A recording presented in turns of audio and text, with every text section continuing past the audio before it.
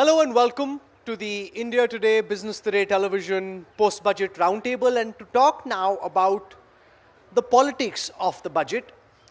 Let me introduce to you at this conference, starting with Sudhanshu Trivedi, one of the sharpest political minds in the BJP. Sudhanshuji, welcome. Flanking Sudhanshuji, we have Supriya Srinath, who just ran a very successful social media campaign for Rahul Gandhi, helping RG revive his battered image. Flanking Supriya, we've got Ashwini Mahajan, who heads the Swadeshi Jagran Manch. Very key insights on Atmanirbhar Bharat oftentimes come from the Swadeshi Jagran Manch. So thank you all very much for joining us. Supriya Srinath, the BJP says, look at what our government has done 1 year before the elections and compare that to what the UPA did. Closer to the elections, UPA was spending money in the hope that money being given to voters would help the UPA come back to power. That didn't work. Sudhanshuji's party is looking at the long game, trying to spend on public infrastructure in a bid to ensure that you build the assets that can build the new India, because as you well know, the highest multiplier for money spent is on infrastructure. So yours was short-sighted politics in the budget.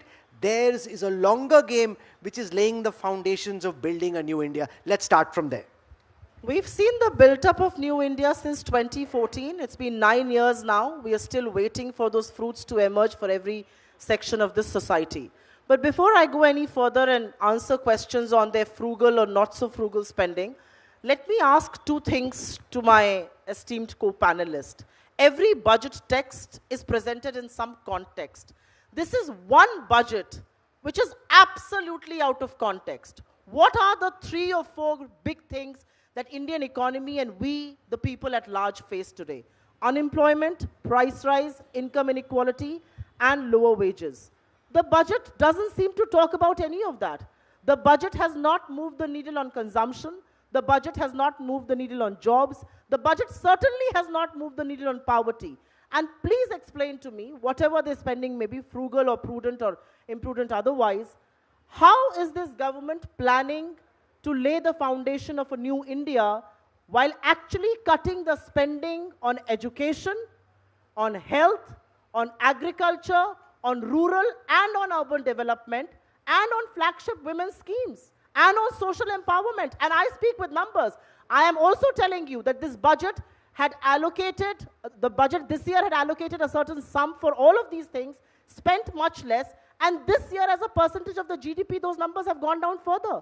I mean, what is this double speak all about? Sudhanshuji, John Drez has a piece out which says, adjusted for inflation, actual spends on key social sector schemes is actually down in comparison to 2013-2014, which were the last years of the Manmohan government.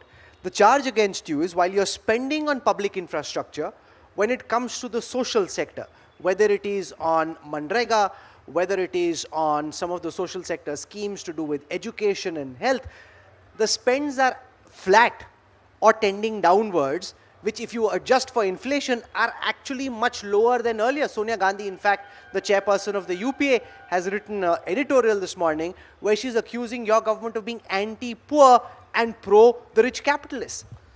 Since you have given the reference of the last budget of UPA government 2013-14, I would just like to put forth 2 facts. Number 1, they have given a loan waiver to the farmers in 2013, just in run-up to the 2014 election, 60,000 crore rupees, but they have not mentioned in their budget. They have shifted it to the next year. If somebody is having doubt, they can go through the speech of Sri Arun Jaitley ji in 2014 budget and you will get a clear thing. Another thing, that they have taken so many oil bonds which were not liable to be paid in that year. This liability will be in 2026. So just 2 points which can give you a fictitious good picture. Despite that, the rate of growth was lower than the rate of inflation at the time. Now coming to our side, right from 2014 onwards, if somebody is unable to see, we were the 10th largest economy. Now we are the 5th largest economy. We have become the 3rd biggest producer of automobile. We have become the 2nd biggest producer of the mobile handset. Previously, we were the 2nd biggest consumer, but not the 2nd biggest producer. We are having the national highways developed at the pace of 38 kilometers per year. And for the first time, we are having a defense production. Prior to that, there was no production of the light machine guns. Now we have get an aircraft carrier ship. All those things have happened, but to visualize this, you should have a wise vision, which I think is lacking on the part of the Congress party. Can I make a small intervention? Very quickly, yes. The smallest intervention that I would want to make on this is, do not compare 2013-14 budget. Compare last budget of this government, 2023 fiscal year versus 24 fiscal year. Spending on education was 2.64% of the GDP, down to 2.5. Spending on health was 2.2% of the GDP, down to 1.9. Spending on agriculture was 3.8% of the GDP, down to 3.2. Rural development, 5.8 to 5.29, and it's a similar picture for urban. My problem with the government and the defendants of this budget is, you should never talk about oil bonds, because all that you have paid is 3.5% of the 28 lakh crore that you fleeced from the people of this country. For the last 6 months, crude oil prices are down $36 a barrel. Have petrol and diesel prices gone down in this country? You have cut subsidy for fertilizer and for food and for agriculture. What are we even talking about? I mean, you really are talking about an India that doesn't seem to exist for the common man. Even your tax proposal is so anti-common man and so anti-saving that nobody has been put their right minds together and explain Ashwini it. ji, That's respond really to this. The critique is, if this was the UPA government doing some of these things, by now the Swadeshi Jagran Manch would have been out protesting. The fact that some of the government spending on key social sector schemes, including on Manrega, is actually coming down. That a lot of MSMEs in the MSMEs and those in the informal sector continue to be in distress, and that we're seeing wealth inequity rise post the pandemic, doesn't now seem to be bothering the Swadeshi Jagran Manch as much as it would have had another government been in power. See, if you talk about Swadeshi Jagran Manch, it has always been critique to all sorts of governments, not just this government or the other government. Now the question here is about the budget. And budget obviously is the reflection of the government's policies. If you look at the budget this year or the previous 9 years of the budget, this government and our school of thought is our opinion is that it is never good to give doles. It's never good to just give freebies and say that yes, we have reduced the poverty by giving away the right to work, giving away this and that. We have to empower the people. We have to make them capable of earning enough so that they can spend on all these. But this is a mismatch, and this is a kind of difference of opinion between the UPA and NDA. And in the very beginning, Narendra Modi ji had said that Manrega is a symbol of the policies of the Congress government, where people were kept on suffering from the poverty, unemployment, and so on. We have to keep people capable enough. This was his opinion. So this is the different school of thoughts. You know, one school of thought, the other school of thought. They were of the opinion of which was given by the Amartya Kumar Sen, that we have to give this is free. Now, on this count, yes, we are with the government on the issue that yes, they are providing houses to the poor people, those who don't have, or making them capable enough. But giving doles is no good. But at this juncture, if rural people are unemployed, we have to keep them going, and therefore Manrega is a necessary evil. But we have to come out of this Manrega and all sorts of doles and make the people capable enough. Okay, so you're talking about wasteful spending So- or non-optimal funding, and the fact that every rupee spent on Manrega, Supriya, could potentially be spent better. You could get higher return on your spending if you were spending on public infrastructure, which is what the BJP is trying to do, unlike what you were trying to do, which is just to hand out cash in the hope that they'll vote you back to power. So it's very rich for us sitting here at the Moria Sheraton to say that what we do for the poor is doles and what we do for the rich is incentive. That's the classic problem that this government is obsessed with. I'd like to actually counter question you and ask, when corporate rates effectively come down by 5 percentage points, is that dole or incentive? When surcharge for the super rich in this country comes down significantly, is that dole or incentive? I mean, let's not get carried away. And if the Prime Minister hated Manrega so much, he But wouldn't tax have... collections have gone up No, one since. second. Despite the pandemic, there is greater regularization in tax collections. Tax collections are showing more buoyancy. In fact, one of the reasons why the fiscal deficit is better than most people would have expected to, because tax collections have been more buoyant. Fiscal deficit is at 8.8%, including the government's fiscal deficit and the PSUs. You're letting the PSUs do their own bidding. The fiscal deficit is as high as 8.8%. The government may not admit it in parliament. The government's record is showing a very different picture. I have a counter question to anything that is being said here on doles and rights. The reality is that you have to incentivize consumption. What has this government done to incentivize consumption? You're actually telling people in this country, you know, to answer the question on Manrega first, actually. The Prime Minister said Manrega is a monumental failure and how he's had to spend every year more on Manrega. In fact, the BJP governments are now talking about an urban Manrega of sorts, an urban Sudhanshuji, respond to this. If it's such a failure of the UPA, You're having you've to now spend been in more. power for 9 years.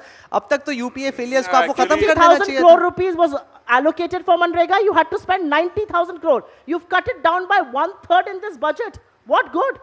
Actually, there is a fundamental difference in the approach of ours and theirs. When Yeah, you you say work for the that rich, we work provide for the 1 poor. rupee in the hand of a person to spend it at his or her will. This is an empirical study that contributes to the 45 paisa to 90 paisa in the economy. But if you put it in the capital expenditure and creates an infrastructure, it provides 3.45 rupees in the long run.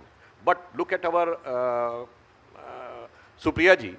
She is saying that the PSU's deficit is that. I challenge her that post-liberalization, can you quote a single budget in which the PSU's deficit is included in the fiscal deficit? The answer is categorically no. But in order to create a situation and in order to evade what is the real thing, I want to say just one thing. We have given 81 lakh self-help groups to the women. 34 people are getting the Mudra loans. At the fundamental level, 80 crore people are getting food support, those who are the poorest of the poor. But on the upper side, if you say, first time we are manufacturing the BrahMos missile, exporting it. Now, Philippines has become the first country. Now the Airbus has joined and fighter aircraft is being manufactured here. I just want to ask one question. Our scientists and engineers were capable enough of making Chandrayaan and Mangalyaan, but they were not capable of making a fighter plane. Does this thing sounds logical? We were capable of making intercontinental ballistic missile, but not the light machine guns. Does this thing sounds logical? No. The previous government was not interested. And you had wrong Might priorities. be because business can carry on in some other way to make some people super rich. Because people were benefiting in the UPA from weapon imports. I think Sudhanshuji's managed to get a round of applause, which is interesting. You can Therefore- coax one out of the audience if you say that one more time. Was that? You can coax an applause out of the I audience didn't. if you This say was that one completely more time. unsolicited. Anyways, They're go welcome ahead. to clap or not clap whenever they want. Anyway, that you wanted to continue importing weapons from abroad because there were people in the UPA gravy train who were benefiting from it, whether it is the AK-203 project in Amethi or the BrahMos, which is being manufactured again in Uttar Pradesh and elsewhere. The BJP is trying to make India Atmanirbhar. From semiconductors, they are attempting to get them into India. Electronics manufacturing in the NCR region, defense manufacturing. It's all an attempt in the right direction. It will take time to show results, but they are pushing in the right direction. What is Atmanirbhar? To my understanding, it translates into self-reliance. And any country can only be so self-reliant as far as people have jobs to do. The BJP's track record on jobs, I don't think I have to sit and eulogize it here or put out the numbers. Their track record on jobs is dismal. They've now been in government for 9 years. So to say what UPA did and what you did not do, let's not get carried away. Yes, the BJP has done something unprecedented. He speaks about missiles. You know, a day before the budget, the economic survey puts out numbers. Industrial production growth is down to 4.1% from 10.3%. What is their explanation? Why is that growth dipping? Why are those numbers dismal? Why is the job scenario so grim? The problem is that it's very good to sit here and make boisterous statements. Can you explain to me why is our trade deficit at China at an alarming $100 billion, unprecedented in India and China's bilateral trade? And let me tell you, no. Before you go any further, they'll say, we have become the largest or the second largest or the third largest, whatever he said, mobile manufacturers. Who's inflating that mobile bill? Who's inflating the trade deficit bill with China? The mobile making companies. What are we talking about? I mean, let's talk in the Ashwini ji, is that not something that bothers you, that post Galwan the government said they would ban Chinese apps, that they would try and restrict trade with China? Instead, the deficit in India's trade with China has actually gone up much more than in the past, and that continues to happen. So isn't that something you should be critiquing? How does the Swadeshi Jagran Manch wrap its head around this? See, we have always been telling the government that this deficit with China is getting more and more serious, and therefore we need to do something. Government did a right thing in 2018 to raise the tariffs on electronics and telecom, and that produced results. Everybody here would agree with me that after that only our mobile production has increased, and this has also led to increase in the exports of mobiles and other telecom products. But there is a confusion in the government, I must say, and we have always been saying so, and just one day before we had issued a statement that we should have raised tariffs. We should have raised tariffs during this, and we have to make strategic calculations that where the tariffs are to be increased. There is, Sudhanshu ji, I would like you to really pass it on to the finance minister. We have also been saying that there is one example. Our viscose, there are about 7-8 viscose factories, plants. 7 of them are not working, they are idle, for the simple reason that viscose is coming via Vietnam under ASEAN agreement, and it is coming at a lower tariff. We need to do something. We have to make strategic efforts. Yes, government will have to go and change the ASEAN agreement or whatever we have to do. But this is only an example. There are several other examples. That is the reason why our economic analysts keep on making holy cow out of this intermediates imports. Intermediates, we are having, as Sudhanshu ji was also saying, that we have a lot of capabilities. We could do everything. We could make Chandrayaan, Mangalyaan, everything. But can't we make these intermediates? Yes, we can. I have given you one example. There can be several such examples. We have to make efforts to stop Chinese imports, and China has been deliberately doing it. During UPA government, there was 3,000% increase in the imports from China. That is also to be seen. And obviously, this continues. Then why? Why? Because we have not made sufficient efforts. But PLI scheme is good. All other efforts which are being made is good. When we are saying, yes, we have to impose technical barriers, that is also okay. But without tariffs, I don't think, as a student of economics, I don't think it should not be like Nehruvian tariffs of 400% and 700%, but it has to be raised from 5% to 10% or to 15%, wherever we can make our people competitive. Okay. So of late, Swadeshi Jagran Manch has stopped talking about the custom duties that are raising, because they now have held a brief for Mr. Adani. And I want What to do you talk say? about But, it. Sir, we one have second, we have sir. raised we have Very good, no, sir. this is Congratulations this if is you not have. correct. This is not correct.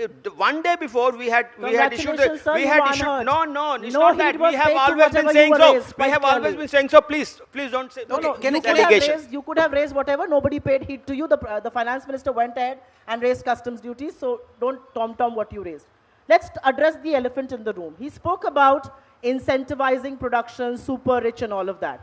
How is the Modi government incentivizing corporate India by letting one man build leading monopolies across ports, airports, food, agriculture, renewable energy, and look at what that contagion is doing to corporate markets. Look at what that contagion is doing to LIC, what that contagion is doing to SBI. And not a squeak from India's regulators. There are indices like Dow Jones and S&P that have put out scathing statements saying fraudulent and serious allegations. Look at the severity of their tone. There are institutions like Citigroup, Standard Chartered, Credit Suisse that have said we can no longer accept Adani Group's bonds as collaterals for any loans.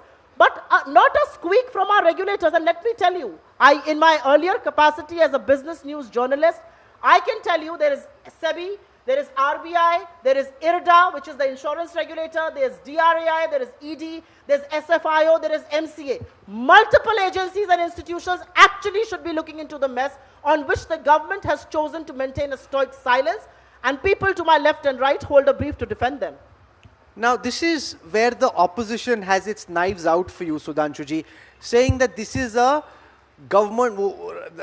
Jairam Ramesh tweeted on behalf of the Congress to say, "Akhir Adani aapke hain kaun?" Now, is this turning out to be a big problem in Parliament and outside? Taken the issue to China and the international aspect, so I would like to put forth certain facts.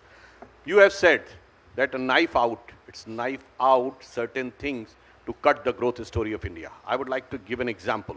iPhone factory shifted from China to India in Bengaluru. You remember 2 years back? Such a huge strike and violent strike in only iPhone factory. How come? And who is going to be benefited? I think anybody can understand if somebody is having doubt, he should or she should try to check their common sense. No, so Mahesh Jethmalani ji said yesterday that he sees a Chinese hand in the attack on Adani by Hindenburg. Are you supporting that? I am just saying that if Apple has started manufacturing 25% of the phones in India and a violent strike in which damage was done only in Apple factory, तो मुझे लगता है समझने वाले समझ रहे हैं, ना समझे वो अनाड़ी है. So Rahul, you are essentially suggesting here. Oh, I thought you were done. Now coming to the international aspect she has mentioned. Then I would like to say, I'm not quoting the government of India data. IMF saying that India's growth rate is going to be 6% next year. And what is going to be the global growth rate? 2.9. I would like to ask, name a single G7 country, single G20 country, which is going to have higher growth rate than India, or any country which is having lower inflation than India. And as far as the international agencies are concerned, I would remind just a couple of months back, these people you were chest thumping that in hunger index we have gone down, even gone down with Pakistan, in which क्या situation है, खाने का ठौर नहीं है, दंगे हो रहे हैं, गोलियां चल रही हैं और उनसे हम पीछे हैं. If these type of things happen overseas, and also I would like to say, since last 7 or 8 years, you go and check the timing of the things. Whenever there is a session of parliament is going to be there, from Rafale time to Pegasus time to this time, suddenly something erupts. And taking the clue of that, they always try to create a ho-halla, and finally nothing substantial come out of that, because I think they are trying to evade the real discussion, because discussing here on the on media platform is very easy. You say something and go out, but it's standing on the floor of the house, there is an issue that if you are saying anything incorrect, there is can be a matter of privilege. Like they are saying that per capita income is going down. Finance Minister in her speech has said that in the last 8 years it has doubled. 1,97,000. They are not able to talk to that. Do you Can I make a just small one point second, on Ashwini ji, Adani? do you see in the Hindenburg-Adani report a Chinese conspiracy, an alleged attempt, a geopolitical war which seems to be at place where China is trying to trip one industrial conglomerate because they seem to be adding to India's economic diplomacy capacity internationally? We have to look at the Hindenburg attack on 5 points. One, whether Hindenburg had some conflict of interest, everybody will say yes. Second is whether Indian laws permit Hindenburg to do like this. The answer is no. Because this has happened in the lower court. Tisajari court, Hindenburg was questioned, they didn't contest, and Google was asked to take down, Twitter was asked to take down their tweets. Then comes the third point, whether Hindenburg is allowed to publish reports in US about any US company. They are not allowed. They are allowed to do anything with India and create this kind of atmosphere in India. Fourth, whether Adani is burning cash, like Nykaa was doing, like other companies, Paytm and others, where 70% of the money was lost. The investors lost 70% of their money, but no questions were raised. Now I come to your point of Chinese hand. Whenever there is something, we would always be, try to see who is going to gain out of it. China is the biggest beneficiary because Adani is giving good run to China everywhere. In case of ports, in case of solar panel production, in case of semiconductors, in every field. Therefore, who is going to get benefited? It is China. Therefore, Chinese hand should also be investigated in this. You're asking for an investigation into the Chinese hands because whether it's ports with Bangladesh, Israel, attempts in Sri Lanka and elsewhere, the Adani Group has been a force multiplier to the India story. Therefore, those linked to the current government say this is something that at least should be investigated, Supriya. Can I make a small point? I must congratulate Mr. Mahajan for defending Adani better than they could have defended themselves. So big congratulations, sir. You really have put in a very brave defense, completely false and infructuous, and I'll tell you exactly why. Nobody is questioning Mr. Adani's dealings in ports or Haifa, Israel or Sri Lanka or any of that. What are we bothered about? 16 lakh crore worth of market cap has eroded in India's capital market since the 24th of January. 10 lakh crore of that money is Mr. Adani's companies and his counters and his shareholders. They are paying a price for that contagion and that carnage. Why should 6 lakh crore additional money be destroyed of those shareholders who have invested in 4,000 plus perfectly clean, good governed listed entities? Who's going to talk about the minority shareholders in this country? I want to understand. That is SEBI's job. Who is going to talk about the fact that 30 crore worth of LIC policyholders put their money, and some people who invest in LIC are not, blue-blooded people who are sitting here or the pink papers. People who invest in LIC are people with very, very meager income who believe that zindagi ke saath bhi or zindagi ke baad bhi. That money has been put in Adani, and what is LIC's defense? That our exposure is under control. We entered at 20, we are at 50 or whatever they say. They also went up to 76. There is something called time value of rupee. If I invest 100 rupees 10 years back and 5 years later it becomes 1,000, but again at the end of 10 years it becomes 200, my investment has not gone up from 100 to 200. My investment has come down from 1,000 to 200.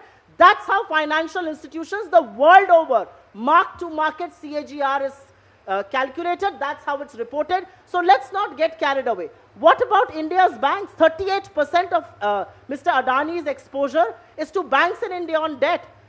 81,000 crore rupees. 8% of that is private. 30% of that is public money. 45 crore shareholders of SBI want to know how are they ring-fenced? Why is the government not acting on it? Awkward that a body that's meant to handle people's life's earnings through pensions invests in a stock or a group of stocks where domestic mutual funds are not willing to put their money because it doesn't meet the investment mandate of domestic mutual funds, even if they're on the equity side and are meant to be more aggressive than a body like LIC, which is meant to be highly conservative because it is handling people's life savings. Those who deal with the financial institutions and the share markets and the financial instruments, they very well understand that in any time space of less than 1 week, drawing any conclusion is nothing but your prejudice. Our regulators are professionally competent enough to see the things, and Finance Minister has given a statement that any one company or institution cannot have any significant impact on the Indian financial system. But जैसे ही कुछ थोड़ा सा गड़बड़ हो जाए तो क्या लगता है, खुशी मिली इतनी जो दिल में ना समाए, पलक बंद कर लूं कहीं छलक ही ना जाए. मतलब in a span of less than 1 week, you are drawing so many conclusions from here this to is there. an important point. One sentence. One interesting fact I would like to put. You know, from where the word Hindenburg was attached previous to this. Hindenburg, first air crash in the history of the world, was a Hindenburg was a big balloon in 1937 who came from Germany to New York. When it was going to land in New Jersey, prior to landing it crashed. And you know, another name, word associated with Hindenburg. Hindenburg, Paul Wall Hindenburg was the chancellor who appointed Adolf Hitler as the chancellor of Germany. So the history says that those who relied on the decisions of the Hindenburg are bound to give a big crash to their sentiments or whatever the decisions prove to be wrong. Supriya, What one of the Supriya, Supriya, big hot air balloon that we built with Adani, thanks to your Prime Minister. अरे and उसमें it's जो come बैठे थे crashing जल down. गए थे. Supriya, one of the basic tenets of criminal jurisprudence is that you're innocent till proven guilty. The opposition in India, particularly the Congress, as Sudhanshu ji says, seems to be lapping this up with delight. You know, Gadkari ji was here on the stage this morning. He said that there are 25,000 crore rupees of projects which are with one particular group. And naturally, if those projects are halted, it slows down India's march. Therefore, let the investigators, the regulators do their job, but don't assume guilt just because it suits your political agenda. You hit the nail on its head. Let the regulators and let the institutions do their job. Are the regulators and institutions being allowed to do their job? IRDA, the insurance regulator, has not even put out a single statement on LIC's exposure. What essentially are we talking about here? What are we saying? We are saying let investments continue, let the group continue to function, but at some stage the regulators and the institutions have to step up and protect minority shareholders. It's very good for him to say, एक हफ्ते में मत देखिए. एक हफ्ते में लोगों की जिंदगी भर की कमाई उड़ गई है मार्केट्स में. No, but LIC put out a statement to say they invested because Adani stocks were AA grade. It fit their investment mandate. It's not as if they did something which was outside their mandate. When the price went up in the manner that it did, that investment manager would have been deemed to be a genius ki dekho uska jo investment tha, look at how it's done, which is what Sudhanshu ji is saying. It's come down now. At some point in time it will correct. You can't cast judgment in just a matter of a week. You have heard about the institution Elara Capital that invested in Adani's FPO that had to be called out. Joe Johnson, the brother of Boris Johnson, former UK's premier, whose son of course works for Adani Defence here in Ahmedabad. Joe Johnson had to quit. Heads are rolling in the UK, but not a squeak in India. What disparate comparisons are we even making? I'm sorry to say. LIC may put out a statement. LIC has to be questioned on why did they take this exposure? How did that 76,000 crore become 30,000 crore as of today? But that's the way the markets function. And what about ring fencing the small investors? What about ring Sudhanshu fencing ji, LIC's policy all holders? these questions which are being asked, And the opposition a small says point that that I want to government make. must Rahul, a very small Yes. point. The finance minister informed Lok Sabha in July of 2021, particularly Ms. Moitra of the TMC, that an investigation is being done into Adani stock manipulation and its overvaluation. It's been 18 months. Where is that report? And which is why we are questioning that institutions The and opposition's regulators are concern not being is allowed to function. because of alleged political proximity between the industrial house and the government, investigators and regulators may go easy. There is apparently an ongoing DRI investigation on stock manipulation, which we haven't heard from. I just like to put forth the political intent in the shown content.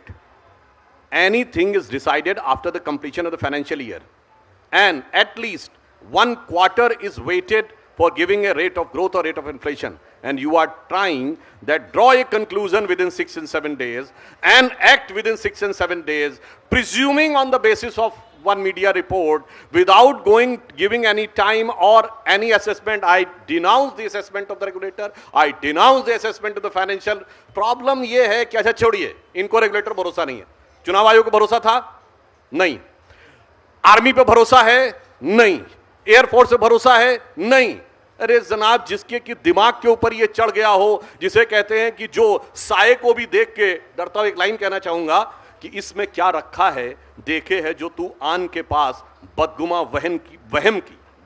वहम की दारू नहीं लुकमान के पास। हकीम लुकमान भी आपको दवा नहीं दे सकते। Otherwise with due humility I would like to ask, एक इंस्टीट्यूशन बताएं जिसके की बारे में इन्होंने निगेटिव स्टेटमेंट पिछले 9 सालों में न दिया हो। I must say one thing though. I think Mr. Trivedi's defense of Adani is a lot stronger and better than his defense of the union budget.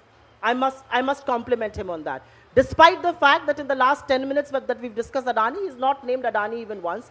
I think the parliament of this country deserves to know what is happening with Adani Group and why has government, this is taxpayers' money at stake. Let me remind you, we recapitalize SBI, which is taking exposure to Adani, a group that has lost 80% in its market cap valuation. How does the parliament not deserve to know the truth? Why are you running away from a Ashwini ji, debate? should this be discussed in parliament? Just one second. Ashwini ji, your perspective, should there be an open debate in parliament? Obviously, there should be open debate if the debate happens. The very suggestion I would like to give here is a sane advice to all the political parties, including the ruling as well as opposition, that as Supriya ji had said, that many innocent and those who had not invested in Adani's shares, they have also lost. Therefore, please look for their interests and don't try to dramatize. Don't try to create a kind of political atmosphere about a company which is such an infamous company, which is not allowed to publish reports in their own country, but we have, and जैसे उनका होता है ना, ब्रह्म वाक्य है, कहीं से आ गया है, अमेरिका से आया है. Okay, so we're running out of time on this. Quick final comments. You are, if whatever Supriya ji is saying, her party is having faith in that. I would just like to remind, in the last 6 months, the biggest financial investment with Adani Group has done in any state is Rajasthan, 60,000 crores. How many contracts you are cancelling? And the biggest port was in Kerala. I have just quoted 2 states. One state which is the biggest Congress rule out of those 3, and one is the state from where Rahul Gandhi comes, जो आपके लिए नंदनीय, वंदनीय और जनता के लिए निंदनीय है, वो वहां से आए हैं. तो at least you should tell what action you are going to take in Kerala and Rajasthan. Then it shows the credibility. Otherwise, it is just cancel his projects in Rajasthan. That's a silly argument, and I'll tell you why. That project has been won by tendering. Why should we cancel it? वही तो सब जगह बोल रहे हैं. वो तो सब जगह बोल रहे हैं. One second. I spoke to Mr. Adani myself. He said every project that he's won has been won through tender. No, Others had the right to come in. If he goes Rahul ji, दिक्कत ये है कि मित्र मंडली मंत्रिमंडल पर भारी है, इसलिए ये जांच नहीं करा पा रहे और यहां पर आकर लच्छेदार बातें कर रहे हैं.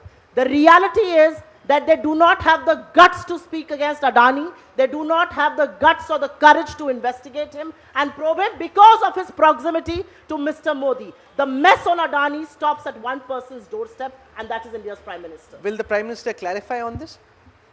किस कैबिनेट की बात कर रहे हैं? केरल की कि राजस्थान की? तो कितना मजेदार, कितना कन्वीनियंट स्टेटमेंट है.